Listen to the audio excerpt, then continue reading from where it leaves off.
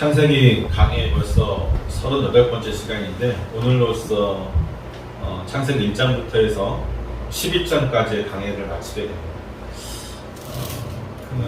11장까지가 제가 생각했던 1부였거든요. 1부가 마치고 12장부터는 이제 2부로서가 진행되는데, 때문에 오늘까지 38번에 걸쳐서 설교한 이 창세기 강의를 1부로서 마치고요. 다음 주부터는 우리가 지난번에도 한번 강조했듯이 하나님의 영원한 예정과 작정과 누비에 관한 교리 설교를 좀 한 3-4개월 정도 하려고 준비 중에 있습니다. 그 이후에 다시 12장부터 이어지는 창세기 강의를 또 해보도록 하겠습니다. 자, 오늘 그 11장 마지막 일부를 마치는 강의인데 구원에 관한 하나님의 작정은요, 우리가 감히 상상할 수 없는 시점에서부터 시작되어집니다. 바울은 에베소서 1장 4절에서 이렇게 얘기를 하죠. 창세 전에 그리스도 안에서 우리를 선택하였다고 말하고 있습니다. 우리 주 예수님께서는 친히 요한복음 17장 24절에서 이렇게 말씀하세요. 아버지여, 내게 주신 자도 나 있는 곳에 나와 함께 있어 아버지께서 창세 전부터 나를 사랑하심으로 내게 주신 나의 영광을 그들로 하여금 그들로 보게 하여 주시기를 원하옵나이다. 이러한 성경의 증언들은 우리의 구원이 언제부터라고 얘기하고 있어요? 우리가 이미 존재하기도 훨씬 전부터, 이 세상이 존재하기 훨씬 전부터 우리에 대한 구원의 하나님의 그 작정이 시작되었다라고 이야기하고 있습니다. 창세 전부터 삼위의 하나님의 작정하심으로 시작된 구원의 계획은요, 그분의 선하시고 또 기뻐하시는 뜻에 따라서 인간의 모든 역사를 통해서 지금까지 진행되어 온 겁니다. 이렇게 하나님께서 친히 구원의 작정을 이루어 가시는 것에 대해서 바울은 뭐라고 설명하냐면 경륜이란 말을 설명하고 있어요. 우리 성경에 경륜이란 말을 설명하고 있는데, 이 경륜으로 번역된 헬라어는 뭐냐면 오이코노미아예요. 오이코노미아. 이 말이 우리나라 말로 이제 경륜이란 말로 번역이 됐는데, 이 오이코노미아는 오이쿠스라고 하는 말과 노메오라고 하는 두 단어의 합성어입니다. 전자인 오이쿠스는 집을 뜻하는 말이고요, 후자인 노메오는 관리하다라는 뜻을 가지고 있습니다. 그러니까 두 단어를 합하니까 어떤 단어가 돼요? 집을 관리하고 다스리는 것이 이제 오이쿠노스가 되는 거죠. 오이코노미아가 되는 것인데, 바울이 이 단어를 하나님께 적용하고 설명하고 있어요. 하나님의 구원의 경륜을 설명하고 있어서 이 오이코노미아를 설명하고 있어요.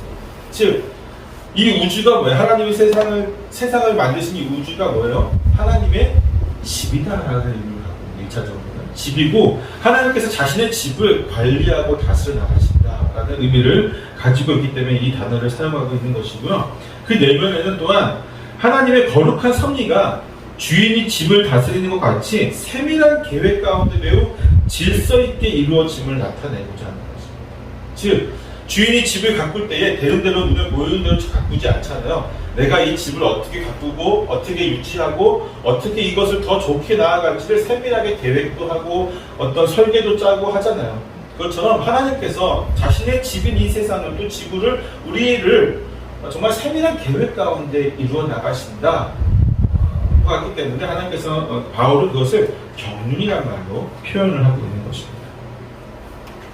그 중에서도 구원에 관한 하나님의 경륜은요, 매우 은밀한 것으로 오직 하나님의 기뻐하시는 뜻에 따라서 이루어집니다.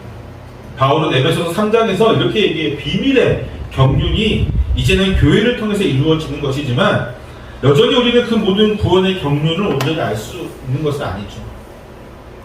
누가 선택을 받아 구원을 받았는지, 또는 어떤 이가 유기되어서 버림받았는지, 우리의 삶에서 이루어지는 모든 환난과 고난 혹은 기쁨과 찬양이 어떻게 우리를 구원으로 인도하는지 우리는 사실 정확하게 알 수 있지는 않습니다.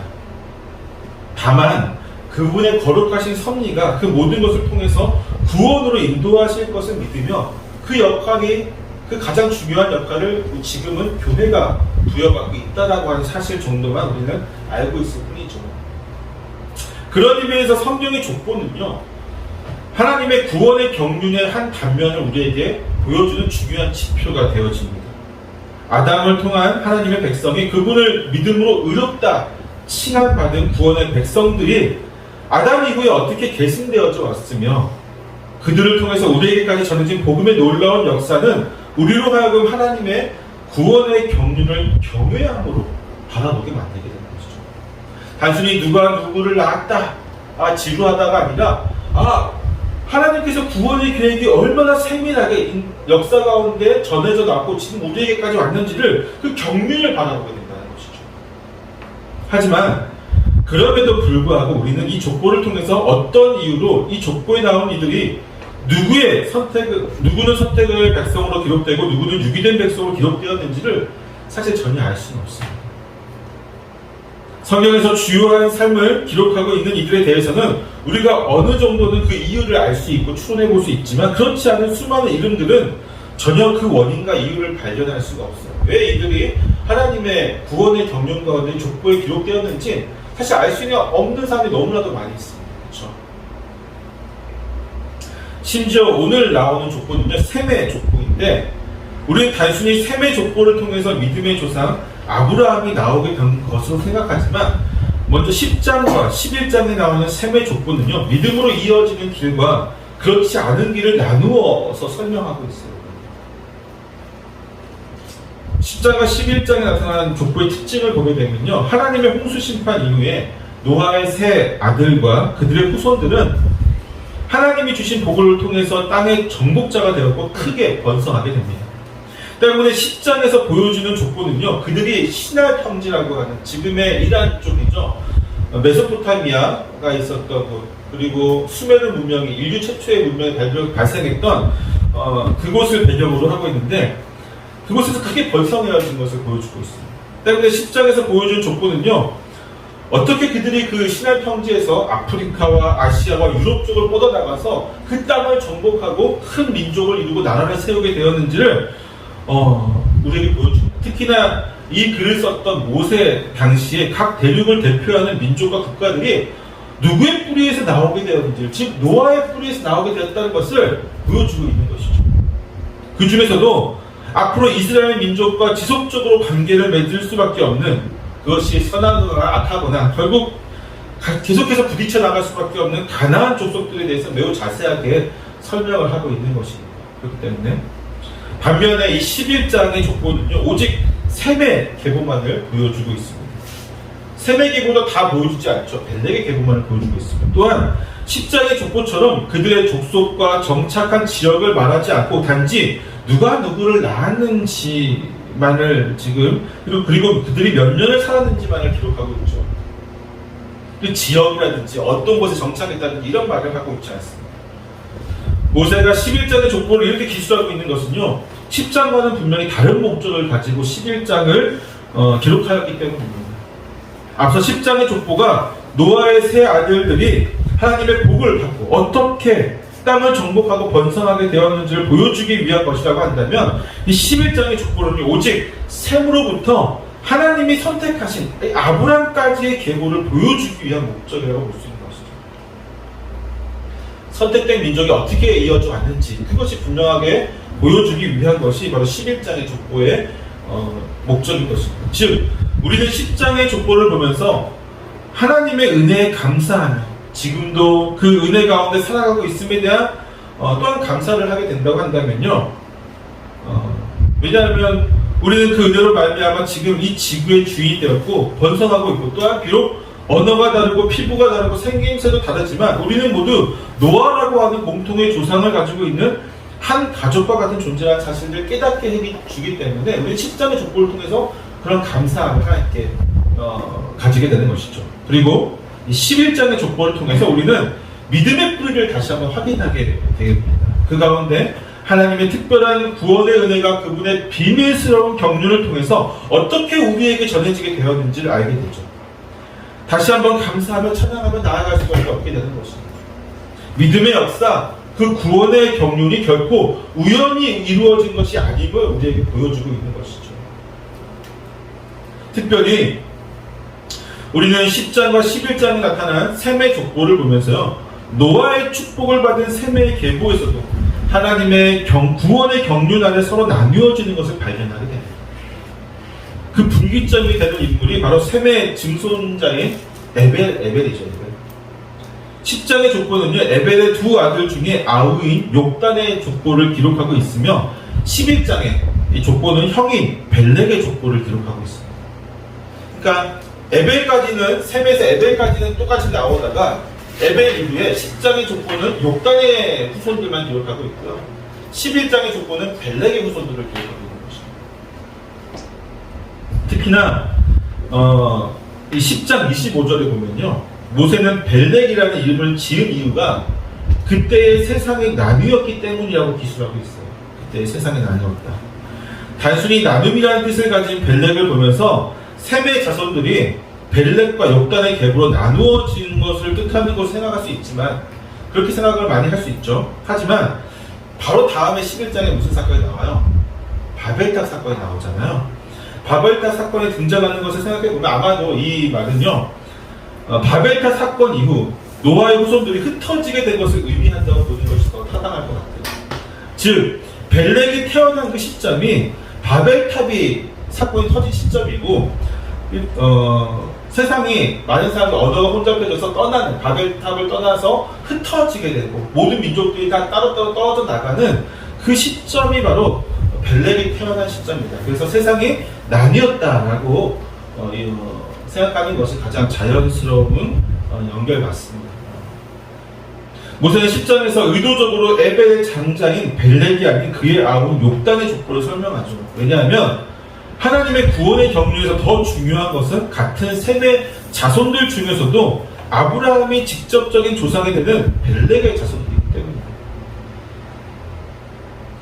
하나님의 기뻐하시는 뜻은 셈의 자손들 중에서 아르박삿을 선택하셨으며 에벨의 두 아들 중에서도 벨렉을 선택하셨습니다. 또한 하나님은 데라의 세 자녀들 중에서 아브라함을 친히 부르셔서 그에게 소명을 주셨습니다. 하나님께서 아르박삿을 선택하시고 벨렉을 선택하고 아브라함을 선택함에 있어서 그 모든 선택은 어떤 특별한 이유가 있지 않았습니다. 그죠? 그 모든 선택은 하나님의 기뻐하시는 의지이고 그분의 거룩한 본성에 따라 이루어진 것이다 라고 우리는 생각할 수밖에 없습니다. 아브라함이 다른 자녀들보다 똑똑하기 때문에, 벨렉과 욕단 중에 벨렉의 장자였기 때문에, 아르박삿이 홍수 이에 첫 번째 태어났기 때문에, 자녀이기 때문에 그런 것은 선택의 중요한 이유가 될 수 없잖아요. 그리고 그러한 선택이 선택의 그 현재가 바로 저와 여러분이라는 것을 우리 기억해야 됩니다. 하나님이 그분의 선하신 뜻대로, 우리가 알 수 없는 그분의 뜻대로 아르박삿을 선택하고 벨렉을 선택하고 아브라함을 선택했던 것처럼 지금 우리를 선택하여 주셔서 이 자리에 우리가 있는 것이죠. 믿으십니까? 여러분이 있는 곳은 여러분의 선택이 아니에요. 하나님이 그분의 뜻에 따라서 여러분을 선택하였기 때문에, 내가 이 교회가 좋아서, 내가 이 설교가 좋아서, 내가 이 지역에 있어서, 내가 가까워서, 그런 것은 어떻게 보면 우리가 선택한 것처럼 보여지기도 하죠. 하지만 그 모든 환경을 조성하시고 우리로 하여금 그 마음을 움직이시고 우리가 주님을 품고 믿음으로 나아가게 하신 그 모든 것이 결국 하나님이 우리 가운데 선택하시고 역사하시지 않았다면 불가능한 것이라는 것을 우리는 기억해야 합니다. 우리는 그렇게 하나님의 선택을 받아서 거룩한 백성이 되었고 그분의 유업을 잇는 자녀가 되었습니다. 아브라함을 선택하셔서 부르신 그 하나님이 지금은 저와 여러분을 선택하여서 부르신 것입니다. 그 부르심 앞에 아브라함과 같이 믿음으로 나아가는 것이 저와 여러분이 되어야 될 길이라고 생각합니다. 아브라함의 상황을 잠깐 볼까요? 모세는 데라의 족보를 보면서 소개하면서 앞으로 하나님의 선택을 받게 될 아브라함의 상황을 조금 더 자세하게 언급하고 있습니다. 그러니까 그 위에는 뭐예요? 누가 누구를 낳았다, 장자를 낳은 장자와 그 다음에 몇 살까지 살았다, 딱 요것만 쭉 설명하고 있었다면 데라에게 와서 그는 좀 더 자세하게 설명을 하고 있습니다. 먼저 그는 데라가 갈대아 우르에서 살던 중에 가나안 땅으로 가다가 하란에서 거류하였다라고 말하고 있습니다. 본문은 데라가 왜 그의 아들인 아브람과 또 그의 부인인 사레 그리고 손자인 롯을 데리고 고향을 떠나 가나안 땅으로 가려고 했는지에 대해서 자세하게 설명하고 있지 않아요. 창세기 11장은 이곳에 대해서 자세한 설명을 하고 있지 않습니다. 심지어 그는 가나안 땅이 아닌 그 중간 지점인 하란에 머물면서 그곳에서 죽음을 맞이하게 됩니다.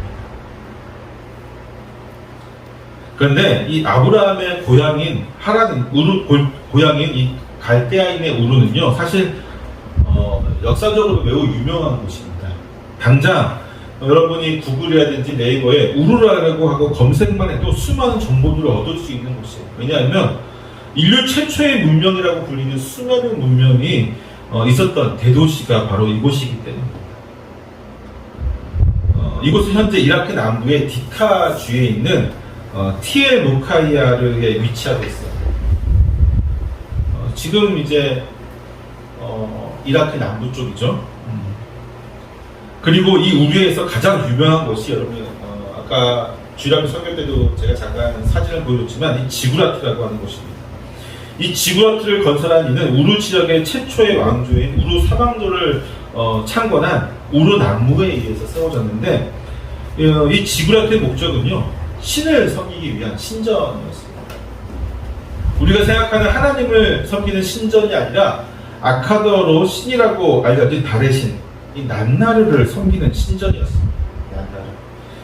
난나르. 이 이제 메소포타미아 지역의 이제 신이었죠. 특별히 대부분의 이제 신에서 달의 신을 여자로 많이 표현을 하는데 이곳의 난나르는 남성 신이었습니다. 3층으로 되어 있고 길이가 무려 360m에 이르고 폭이 180m에 이르렀습니다. 이 우르 지역, 물론 지구라트가 우르에만 있는 게 아니에요. 그 지역 근처에 이 수메르 문명이 있었던 그 곳곳에 아직도 지구라트가 여러 군데 남아 있지만 우르에 있는 지구라트가 가장 웅장하고 또 가장 잘 보존되어 있습니다. 그리고 이 거대한 건축물의 맨 꼭대기에는요, 이 달의 신 난나르의 성소가 위치해 있습니다. 게다가 가나안으로 향해 가다가 멈춰 거류하였던 하란 역시 사실 메소포타미아 지역의 가장 가장자리였거든요. 여전히 여기가 무엇을 섬기는 곳이었을까요? 이 달의 신 난나르를 섬기는 지역이었을 것입니다. 같은 문화권에 속해 있었던 것이죠. 또한 이곳에 있던 아브라함과 사레 사이에는 자녀가 없었다라고 모세는 기록하고 있어요. 아브라함의 동생이면서 그보다 먼저 죽게 된 하란도 롯이라고 하는 아들을 낳았고요, 밀가와 이스가라는 딸을 낳았지만 아브라함과 사레 사이에서는 자녀가 없었습니다. 모세는 그가 지금 우상을 숭배하는 지역에 있었음을 얘기하고 있고 그에게 자녀가 없었음을 독자들에게 이야기하고 있었습니다. 즉 그의 떠남은 축복을 향한 길이었음을 암시하고 있는 것이죠. 모세가 이렇게 아브라함의 상황을 설명하고 있는 것은요, 그가 앞으로 이루어질 하나님의 구원의 작전에서 매우 중요한 역할을 감당하기 때문입니다. 사실상 창세기 1장에서 11장까지와 12장에서 50장까지 이 두 부분으로 나눌 수 있는데 12장 이후에 족장 시대로 이루어지는 하나님께서 부르심을 받아서 그 족장 시대를 여는 아브라함은요, 믿음의 주성으로서 이스라엘의 뿌리와 같은 역할을 하게 됩니다. 때문에 아브라함이 있던 곳이나 그가 처한 상황은 그가 앞으로 하나님과 맺게 되는 관계를 이해하는 데 매우 중요한 도움이 되어지는 부분입니다. 12장에서 자세하게 또 12장 설교를 할 때 제가 자세하게 언급을 하게 되겠지만 결국 하나님은 아브라함을 선택함에 있어서 그가 셈의 후손이라는 것 외에 어떤 특별한 조건이나 조항 등이 존재하지 않았습니다. 아브라함에게 있어서 하나님은 특별한 존재였지만 사실 하나님에 있어서 아브라함이 특별한 존재는 아니었던 거죠.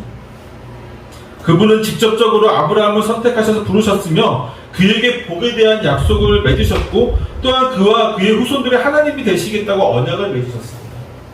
때문에 사실 하나님의 선택을 우리가 잘 알 수 없지만 그가 아브라함을 선택하셨음에 있어서 그분의 선하신 뜻은 우리가 알 수 없지만 아브라함에 있어서, 즉 아브라함의 입장, 즉 우리의 입장에서는 너무 특별한 선택이었다.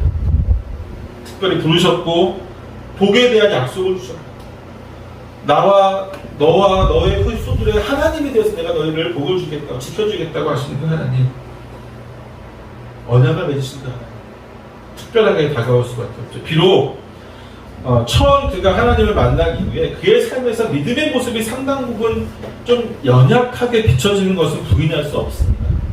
그러나 결국 그는 육적 후손인 이스라엘 민족뿐만 아니라 영적 후손인 우르게까지 믿음의 조상이 되었던 것을 우리 보게 되죠. 하나님의 기뻐하시는 뜻은요, 우리의 구원을 향한 놀라운 경륜을 통하여서 아담으로부터 노아 그리고 아브라함에 이르기까지 그 믿음은 앞으로도 역사에서 계속 우리에게 실질적인 믿음의 키가 되어서 구원의 실체를 보여주게 되는 것입니다. 때문에 본문의 셈과 데라인의 조건은요, 바로 그 구원의 경륜에서 사실상 우리에게 직접적으로 연결되어진 중요한 키포인트가 되어진 것입니다.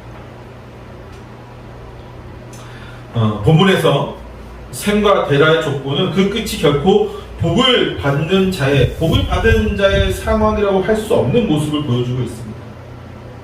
우리가 앞장의 내용 즉 아브라함이 하나님의 선택을 받아서 복에 대한 약속을 받는 장면을 모르는 상황에서 11장의 내용만을 보게 되면요, 어떻습니까? 여러분, 홍수 심판 이후에 하나님께 직접 복을 받은 노아의 후손들에게 이제는 그 복의 효력이 다 하여진 것처럼 보이지 않습니까? 홍수 심판 이후에 500년 정도의 수명을 가지고 있었던 인간은 이제 그 수명이 점점 줄어들다가 이제 200년도 살기 힘든 상황을 보여주고 있습니다. 500년, 노아는 500살 살았잖아요, 그렇죠? 그 이상 살았죠. 그 500살 이상 살았던 그 후손들이 점점 400몇 년에서 200년까지 줄어들고 100살까지 줄어들게 됩니다.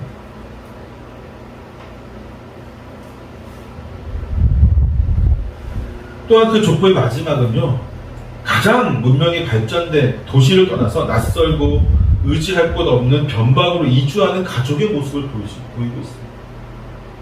지금 이 글을 우리는 실제적으로 우르르가는 곳을 우리는 어떻게 좀 상상할 수밖에 없지만 모세 시대에 독자들이 생각하는 우르는요, 가장 이 시대 이 모든 지역을 통틀어서 가장 번성한 도시 중에 하나였어요.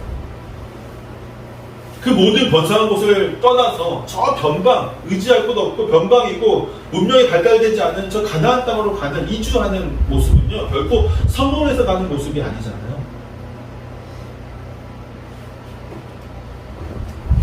심지어 그 가족의 장자는요, 복의 상징과도 같은 이 자녀를 가지지 못한 상황이었습니다. 엎친 데 덮치고 덮쳤죠. 하나님이 노아와 그 세 자손에게 9장 1절에서 복을 주시잖아요. 모든 동물들 그들을 복종하게 하시고 그들이 생육하고 번성할 땅을 정복하라고 그런 복의 말씀을 주셨는데, 그것이 수백 년이 흐른 가운데 이제 보니까 수천 년이 흐른 가운데 이제 보니까 어때요?